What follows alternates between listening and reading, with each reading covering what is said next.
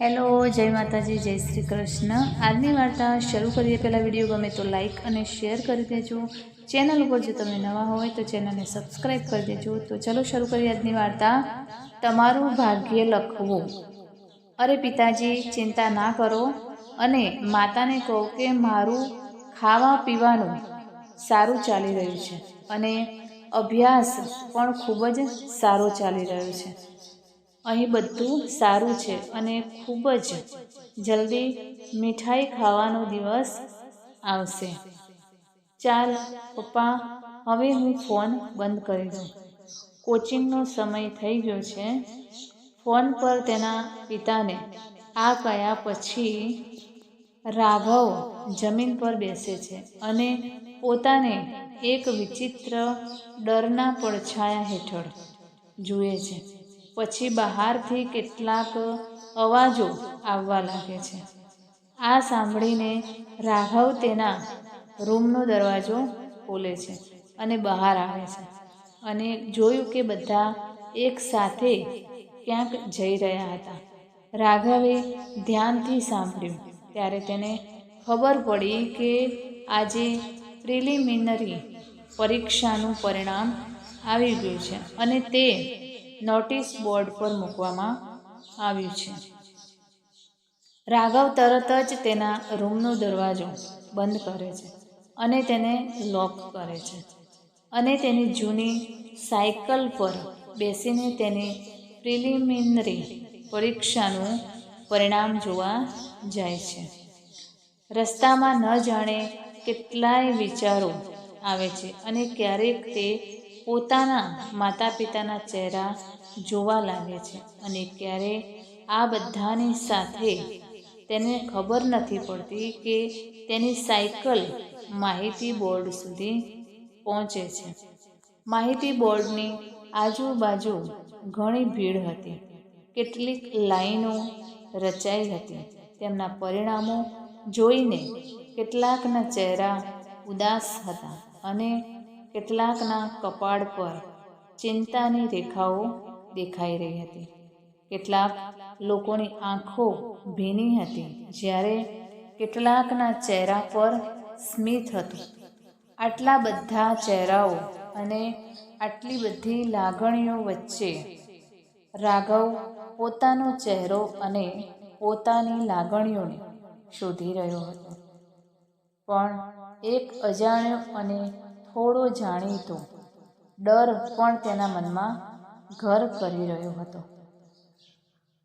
રાઘવ ધીમે ધીમે માહિતી બોર્ડ તરફ તેના પગલાં ભરી રહ્યો હતો અને તેની સાથે તેના હૃદયના ધબકારા પણ ધીમે ધીમે વધી રહ્યા હતા। ધ્રુજતા હાથે તેણે નોટિસ બોર્ડ પર તેનું પરિણામ ચેક કર્યું પણ કોઈ પણ લિસ્ટમાં તેનું નામ નહોતું। એમ વિચારીને તેણે ફરીથી પરિણામની યાદીમાં પોતાનું નામ શોધવાનું શરૂ કર્યું પરંતુ પરિણામ યાદીમાં તેમનું નામ નથી। રાઘવનું હૃદય ડૂબી ગયું। તેને અચાનક ખરાબ વિચારો આવવા લાગે છે। તે પગપાળા સાયકલ લઈને તેના રૂમમાં પહોંચે છે અને રૂમનું તાળું ખોલે છે અને તેના રૂમની અંદર આવે છે। તે પોતાના પલંગ પાસે જમીન પર બેસીને જોર જોરથી રડવા લાગે છે। તે તેના પિતા અને માતાને ખૂબ જ યાદ કરવા લાગે છે। તે તેમની સાથે વાત કરવા માટે ફોન ઉપાડે છે પરંતુ તે તેમની સાથે કેવી રીતે વાત કરશે? તે તેમને શું કહેશે? આ વિચારીને તેણે ફોનને પલંગ પર ફેંકી દીધો, તેના રૂમનો દરવાજો બંધ કરી દીધો અને તેના બેડ પર સૂવાનો પ્રયાસ કરવા લાગ્યો। પરંતુ સપનામાં પણ તે માત્ર તેના માતા પિતાના ચહેરા અને પરીક્ષાનું પરિણામ જોઈ શકતો હતો। આ બધી બાબતો તેને બેચેન બનાવી રહી હતી। આ બેચેનીને લીધે તે આખી રાત પથ્થરની મૂર્તિની જેમ નિર્જીવ રહ્યો. થોડી વાર પછી સાંજ થાય છે અને વાતાવરણમાં એક અજીબ મૌન છવાઈ જાય છે. આ મૌન વચ્ચે રાઘવના રૂમના દરવાજે અને તેના પોતાના મનમાં જ એક ટક્કર સંભળાય છે અને એક પરિચિત અવાજ આવે છે, રાઘવ, રાઘવ, દરવાજો ખોલ, તે ઊંઘી ગયો છે. આ અવાજ તેના મિત્ર વિક્રમનો હતો, જેને રાઘવે ઓળખી લીધો. રાઘવ તેના પલંગ પરથી ઊભો થયો અને અરીસામાં જોયું. પોતાનો ચહેરો સાફ કરીને દરવાજો ખોલ્યો. દરવાજો ખોલતા જ વિક્રમ સીધો જ રૂમમાં પ્રવેશ્યો અને રાઘવને મળ્યો. શું તમે પરિણામો જોયા છે? રાઘવ જવાબ આપે છે, હા, પણ મારી પસંદગી થઈ નથી. વિક્રમ રાઘવને પૂછે છે, હવે શું? જો રાઘવ, મેં ગામ પાછા જવાનું નક્કી કર્યું છે. જો તું રાજી થઈશ તો હું તને પણ ટિકિટ અપાવીશ. રાઘવ વિક્રમને કહે છે, ના વિક્રમ, હું ગામડે ખાલી હાથે નહીં જઈ શકું. મારા માતા પિતાને મારી પાસેથી ઘણી અપેક્ષાઓ છે. વિક્રમ રાઘવને ગળે લગાડે છે અને કહે છે, ઠીક છે રાઘવ, તારી ઈચ્છા પ્રમાણે હું હવે જાઉં છું.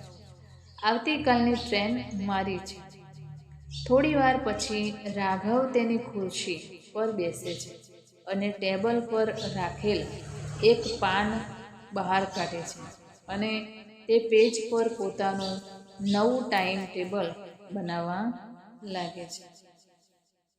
1 કલાક પછી તે સમયપત્રક તેની ખુરશીની સામે મૂકે છે. આ સમયપત્રકની ટોચ પર માય લાસ્ટ હોપ લખેલું હતું, જેના પત્રો પોતાની છાપ છોડી રહ્યા હતા. રાઘવે થોડા મહિનાઓથી ના તો સવારનો સૂરજ જોયો હતો કે ના તો રાતનો ચંદ્ર. તેની સવાર અને રાત માત્ર પુસ્તકોની વચ્ચે જ વીતતી હતી. આ મહિનાઓ દરમિયાન તેણે તેની આખી જિંદગી આપી દીધી હતી. તેણે તેના માતા પિતાના કોલનો જવાબ પણ આપ્યો ન હતો. ગામના લોકોને તેના વિશે ગેરસમજ હતી અને તે બધા તેના પિતા અને માતાને ટોળા મારતા હતા. અમે અમારા વહાલા દીકરાને ઓફિસર બનાવવા ગયા હતા. અરે ભાઈ, શું થયું? કેમ?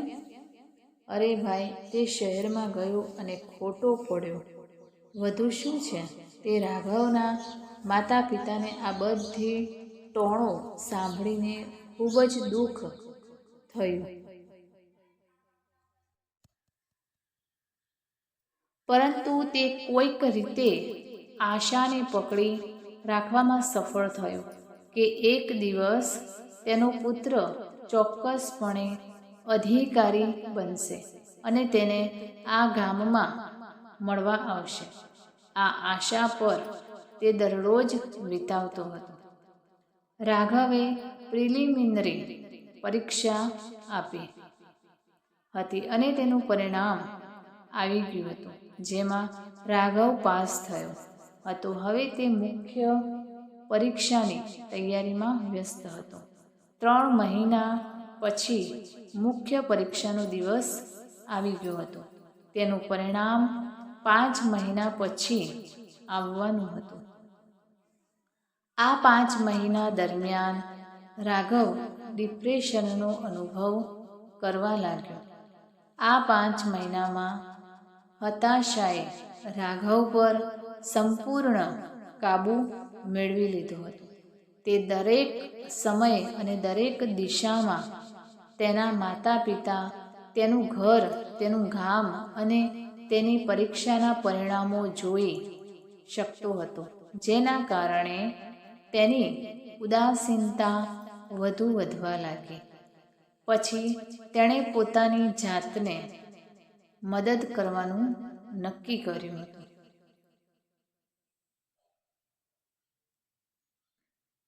તેણે તેની બીમારીની સારવાર લેવાનું નક્કી કર્યું, પરંતુ તે તેના પિતાને કંઈક કહી શકતો ન હોવાથી તે સારવારનો ખર્ચ કેવી રીતે ચૂકવશે?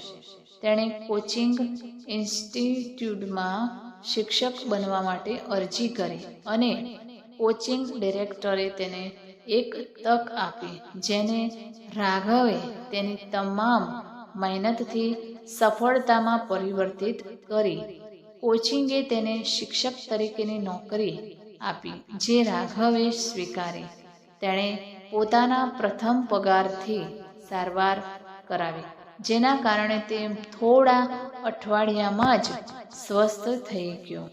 રાઘવને હવે તેના ભવિષ્યની ચિંતા નહોતી, પરંતુ તેના માતા-પિતાની તેને અધિકારી તરીકે જોવાની છેલ્લી આશા હજુ પણ તેની આંખો સમક્ષ દેખાતી હતી. પરીક્ષા પંચે મહત્વપૂર્ણ માહિતીપત્રકમાં આ માહિતી બહાર પાડી છે કે હવે મુખ્ય પરીક્ષાનું પરિણામ 10 મહિના પછી, એટલે કે દિવાળીના એક અઠવાડિયા પહેલા જાહેર કરવામાં આવશે. આવી જ રાહ જોતા 10 મહિના વીતી ગયા.